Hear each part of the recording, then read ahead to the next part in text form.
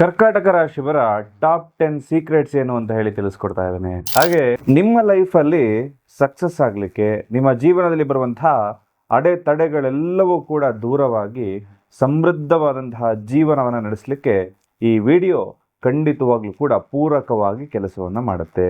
ನೀವು ಯಾವ ದೇವರ ಆರಾಧನೆಯನ್ನ ಮಾಡಬೇಕು, ಯಾವ ದಿಕ್ಕಿನಲ್ಲಿ ನಿಮ್ಮ ಮನೆ ಇದ್ರೆ ನಿಮಗೆ ಶುಭವನ್ನ ಕೊಡುತ್ತೆ, ಯಾವ ದಿಕ್ಕು ನಿಮಗೆ ಆಗ ಬರುತ್ತೆ, ನಿಮ್ಮ ಲೈಫ್ ಟೈಮ್ ಪ್ರಿಡಿಕ್ಷನ್ ಅನ್ನ ಈ ಸಂಚಿಕೆಯಲ್ಲಿ ತಿಳಿಸ್ಕೊಡ್ತೇನೆ. ಜೊತೆಗೆ ನಿಮ್ಮ ಲೈಫ್ ಪಾರ್ಟ್ನರ್ ಹೇಗಿರ್ತಾರೆ, ಅವರ ಮನಸ್ಸನ್ನ ಗೆಲ್ಲಿಕ್ಕೆ ನೀವೇನ್ ಮಾಡಬೇಕು, ನಿಮ್ಮ ಮನಸ್ಸನ್ನ ಗೆಲ್ಲಿಕ್ಕೆ ಅವರೇನ್ ಮಾಡಬೇಕು, ನಿಮ್ಮ ಸಂಬಂಧ ಅಂತಕ್ಕಂಥದ್ದು ಹೇಗಿರುತ್ತೆ ಅಂತಕ್ಕಂಥದ್ರ ಬಗ್ಗೆ ಪರಿಪೂರ್ಣವಾದ ಮಾಹಿತಿಯನ್ನ ತಿಳಿಸ್ಕೊಡ್ತಾ ಇದ್ದೇನೆ. ಮೊದಲನೇ ಸಾರಿ ಚಾನಲ್ಗೆ ಬಂದಿರುವಂತವ್ರು ಇನ್ನೂ ಸಬ್ಸ್ಕ್ರೈಬ್ ಮಾಡಿಲ್ಲ ಅಂದ್ರೆ ದಯವಿಟ್ಟು ಸಬ್ಸ್ಕ್ರೈಬ್ ಮಾಡ್ಕೊಳ್ಳಿ. ಹಾಗೆ ಪಕ್ಕದಲ್ಲಿರುವಂತಹ ಬೆಲ್ ಐಕಾನ್ ಕೂಡ ಕ್ಲಿಕ್ ಮಾಡ್ಕೊಳ್ಳಿ.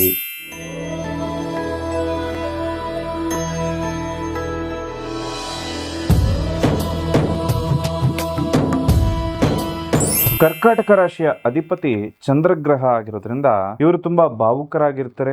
ಇವರಲ್ಲಿ ಭಾವನೆಗಳ ಏರಿಳಿತ ಅಂತ ಹೇಳ್ತೇವೆ, ಅಂದ್ರೆ ಮೂಡ್ ಸ್ವಿಂಗ್ಸ್ ಅಂತ ಹೇಳ್ತೇವೆ. ಹಾಗೆ ಈ ಒಂದು ಮೂಡ್ ಸ್ವಿಂಗ್ಸ್ ಅನ್ನೋದು ಹೆಚ್ಚಾಗಿ ಕರ್ಕಾಟಕ ರಾಶಿಯವರಲ್ಲಿ ಕಂಡು ಬರುತ್ತೆ. ಹಾಗೆ ಆಕರ್ಷಕ ಮುಖಚರಿ ಅಂತಕ್ಕಂಥದ್ದು ಇರುತ್ತೆ. ಚಂದ್ರನಂತೆ ಇವರ ಮುಖ ಯಾವಾಗ್ಲೂ ಕೂಡ ಹೊಳೆಯುವಂತದ್ದಾಗಿರುತ್ತೆ. ಜೊತೆಯಲ್ಲಿ ಕುಟುಂಬದ ಜವಾಬ್ದಾರಿಯನ್ನು ತಗೊಳ್ತಾರೆ. ಕುಟುಂಬದಲ್ಲಿ ಯಾರಿಗೂ ಕೂಡ ಏನು ತೊಂದರೆ ಆಗದಿರಂಗೆ ನೋಡ್ಕೊಳ್ತಾರೆ. ಎಲ್ರಿಗೂ ಕೂಡ ಊಟ ಆಗಿದೆಯಾ, ಒಂದು ತಾಯಿ ಯಾವ ರೀತಿ ಕೇರ್ ಮಾಡ್ತಾರೋ ಮಗುವಿನದ್ದು, ಅದೇ ರೀತಿ ತಮ್ಮ ಕುಟುಂಬದವರ ಕೇರ್ ಅನ್ನ ಕರ್ಕಾಟಕ ರಾಶಿಯ ಗಂಡಾಗಿರ್ಲಿ ಹೆಣ್ಣಾಗಿರ್ಲಿ ಅವರು ಮಾಡುವಂತದ್ದು ಇವರಲ್ಲಿ ಯಥೇಚ್ಛವಾಗಿರುವಂತಹ ಗುಣಗಳಾಗಿರುತ್ತೆ. ಶಾಂತಿ ಪ್ರಿಯರಾಗಿರುತ್ತೆ. ಯಾವುದೇ ಒಂದು ಗಲಾಟೆ, ಕಲಹ, ಕಿರಿಕಿರಿ ವಾತಾವರಣ ಇತ್ತು ಅಂದ್ರೆ ಖಂಡಿತವಾಗ್ಲೂ ಕೂಡ ಇವರು ಅದನ್ನ ಇಷ್ಟಪಡೋದಿಲ್ಲ. ಶಾಂತವಾಗಿರುವಂತಹ ಸ್ವಭಾವವನ್ನೇ ಕರ್ಕಾಟಕ ರಾಶಿಯವರು ಬಹಳ ಇಷ್ಟಪಡ್ತಾ ಇರ್ತಾರೆ. ಹಾಗೂ ಒಂದು ಬ್ಯಾಲೆನ್ಸಿಂಗ್ ನೇಚರ್, ಅಂದ್ರೆ ಕಷ್ಟ ಸುಖ ಎಲ್ಲವನ್ನ ಕೂಡ ಬ್ಯಾಲೆನ್ಸ್ ಮಾಡ್ಕೊಂಡು ಹೋಗುವಂತದ್ದು, ಸಾಲವನ್ನ ಬ್ಯಾಲೆನ್ಸ್ ಮಾಡುವಂತದ್ದು ಅಥವಾ ಇವರ ಹಣಕಾಸನ್ನ ಬ್ಯಾಲೆನ್ಸ್ ಮಾಡುವಂತದ್ದು ಎಲ್ಲವನ್ನ ಕೂಡ ಇವರು ಬಹಳ ವಿಶೇಷವಾಗಿ ಮಾಡ್ತಾ ಇರ್ತಾರೆ. ಹಾಗೂ ಪೊಸೆಸಿವ್ ಸ್ವಭಾವ ಅನ್ನೋದು ಬಹಳ ಜಾಸ್ತಿ ಇರುತ್ತೆ. 18ರಿಂದ 30 ವರ್ಷದ ಕರ್ಕಾಟಕ ರಾಶಿಯಲ್ಲಿ ಯಾರೇ ಇತ್ತು ಅಂದ್ರೂ ಕೂಡ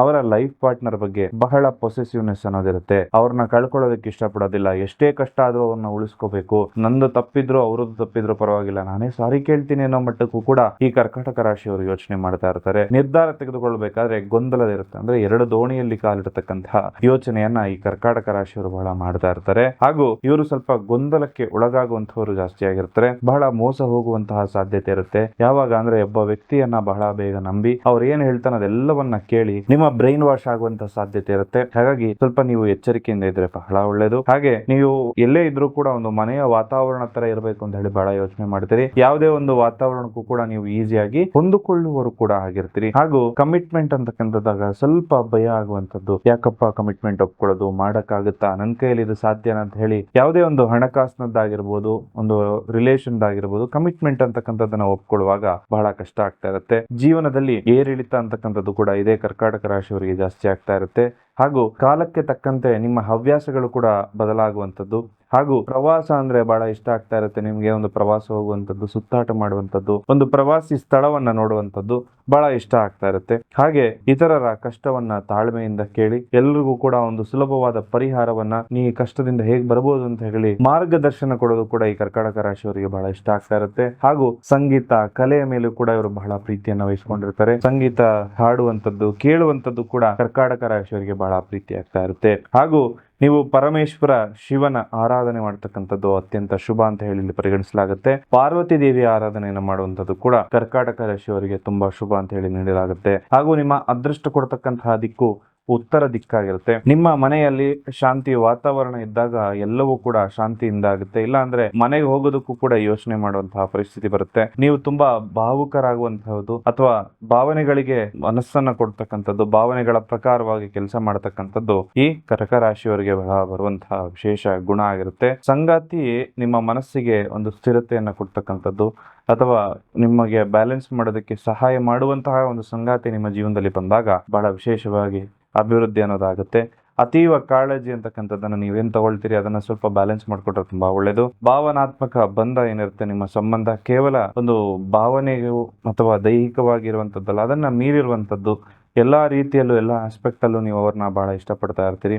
ಹಾಗೂ ನೀರಿನಂತೆ ಮೃದು ಸ್ವಭಾವ ನಿಮ್ಮದು. ಯಾಕಂದ್ರೆ ಈ ನಿಮ್ಗೆ ಆಗುವಂಥದ್ದು, ನಿಮಗೆ ಹೊಂದಾಣಿಕೆ ಆಗುವಂತಹ ಬಣ್ಣ ಕೂಡ ಈ ಬಿಳಿ ಬಣ್ಣ ಅಥವಾ ಸಿಲ್ವರ್ ಬಣ್ಣ, ನೀಲಿ ಬಣ್ಣ, ಚಂದ್ರನ ಬಣ್ಣ ನಿಮಗೆ ಆಗಬರುತ್ತೆ. ಅದೇ ರೀತಿ ಅದೃಷ್ಟ ಸಂಖ್ಯೆ ಬಂದು 2 ಮತ್ತು 7 ಆಗಿರುತ್ತೆ. ಮುತ್ತು ಅನ್ನುವಂತಹ ಅಂದರೆ ಪರ್ಲ್ ಅಂತ ಹೇಳುವಂತಹ ರತ್ನವನ್ನು ನೀವು ಹಾಕೊಂಡ್ರೆ ತುಂಬಾ ಒಳ್ಳೆಯದಾಗುತ್ತೆ.